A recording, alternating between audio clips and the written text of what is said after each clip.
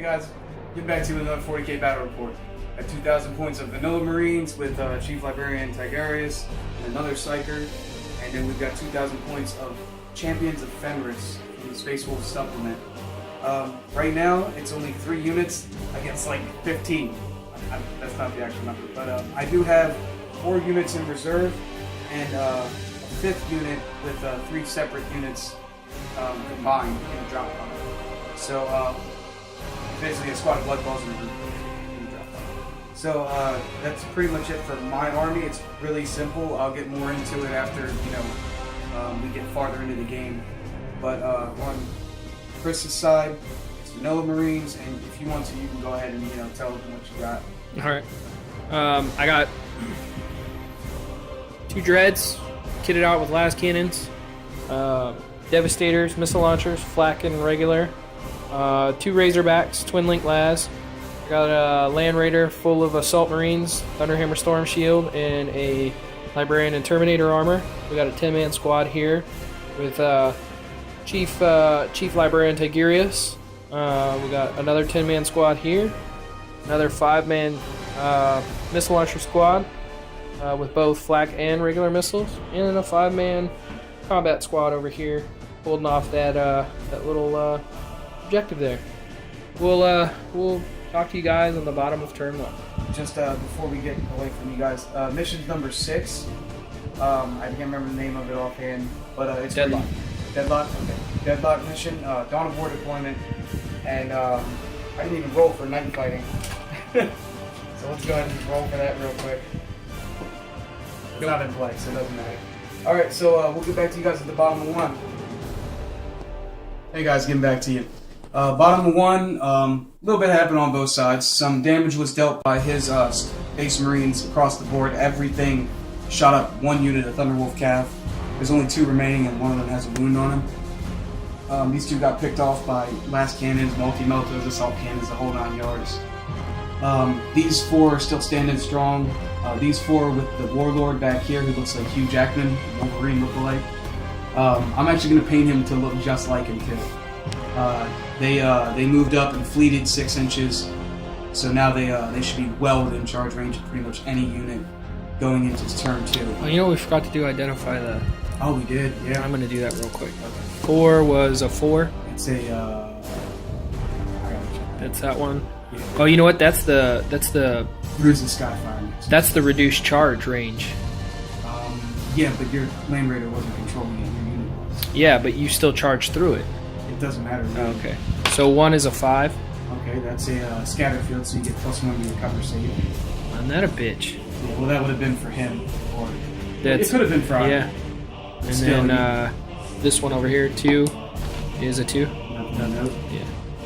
And I never identified number 5 or number whatever that. You didn't have them. You didn't hold them, so you can't identify them. Yeah. So that's pretty much it for turn 1. A lot of shooting, and we blew up a Land Raider to give us first blood. But we took some casualties, and we're definitely going to take some more here in the ensuing phase of combat. Oh yes. So we'll find out what happens. We'll get back to you guys at the bottom too. Everybody getting back to you. We'll just go over the whole game and make it one large thing, because a lot happened in turns 2 and 3. In turn 1, he put a lot of firepower into my Thunderwolf Cav, took some wounds, lost like 2 of them, but that was about it, because there was only 3 units for him to shoot at the start of the game. In my turn 1, I moved these Thunderwolf Cav up, moved all these guys up the middle, destroyed a Land Raider, and everybody else was just kind of like around that area. And then in turn 2, he moved up with one of his dreadnoughts, and he moved up with another one over here. And my drop pod was right there.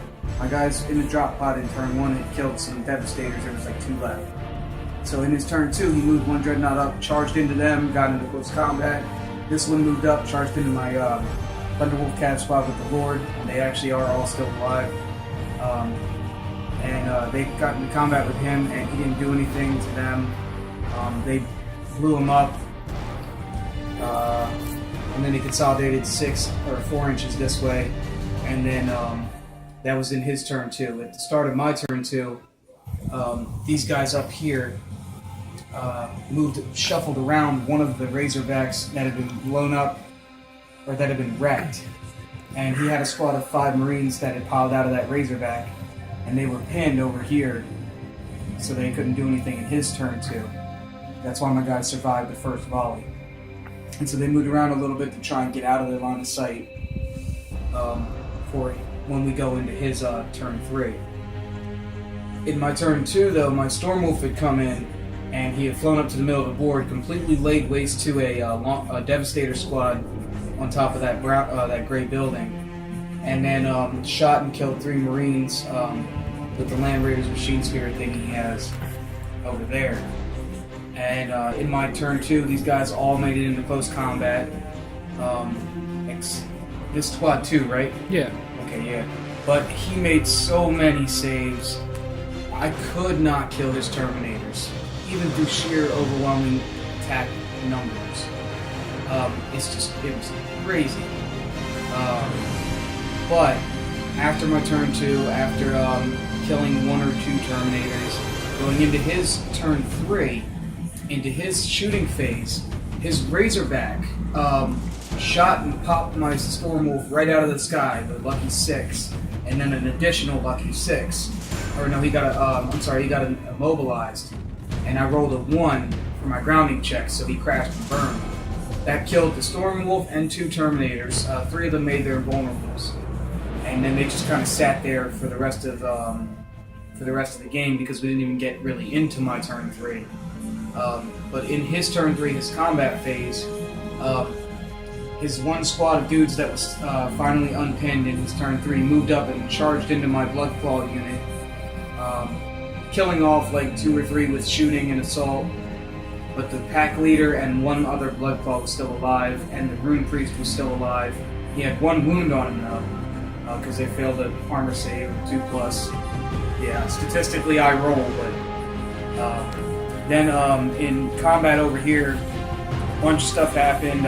Killed a few Terminators, killed like 5 Marines, and then it would have been in my turn 3 where I would have capped the victory. These guys, the Devastators over here, were about to get cut down. We rolled it off all and saw everything that happened. They were definitely going to die. The Thunderwolf Cav unit with the Thunderwolf Cav pack leader in close combat killed off the Terminators finally, and these guys would have killed off that squad if in my turn 3 we had continued the game, but we decided to call it.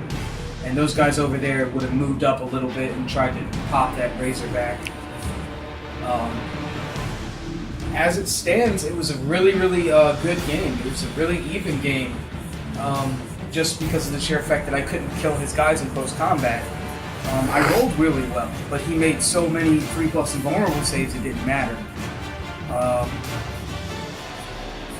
Really, I wouldn't change the tactics for my army. I might try and do what Chris was talking about and put those Bloodclaws and with the Rune Priest into the Stormwolf instead, and have the Terminators come in and drop pod him first turn. But I don't know, that's sketchy because I've done that before with other armies, and through sheer rate of fire, I only have 5 wounds, and I actually failed my 2+ saves statistically, so they could die in first turn easily. And they're not meant to be a distraction. The Terminators are meant to be in close combat in my army. So at the end of the day, I had like 6 victory points. I had 1 for behind enemy lines, 1 for Slay the Warlord. What are you doing, Daisy? 1 for First Blood, and then I had 2 victory points for Stuff the Sagas because a character killed a vehicle, and I got D3 for that. I got Assassinate for 1, so that's 3. Psychological Warfare for 1, so that's 4. On top of Warlord, Linebreaker, and First Blood, so that's 7. And this type of army does really well. As far as being a Codex supplement, I really enjoy the Champions of Fenris. I think I finally nailed it. as far as how to use them without dreadnoughts. If you want to run dreadnought heavy, you can. That's crazy. That's ridiculous. But I like the idea of just having a different flavor of spice every now and again for my wolves. And the Olympic dice rolled well. They always do. Statistically, you're getting 1s and 2s sometimes, but hey, you know, at least it's not like they're bouncing all over the place. You got those mini dice that don't want to roll right. That obviously doesn't happen with Chris. You just roll crazy. Any last minute notes that you want to take, Chris? Nope. Good to go. All right, so we'll get back to you guys with another battle report in about a week. Don't forget to like, comment, subscribe, and definitely share. If you guys like what you see, we're going to be having a tournament coming up here in the next couple weeks. It's supposed to be sometime in March, and I'm not sure how it's going to go with recording that, if we're going to be able to. But I would like to get at least 1 or 2 of the tournament games in, and maybe even get like an interview with the game winner, just for, you know, shits and giggles. So you guys take it easy, and we'll get back to you in about a week.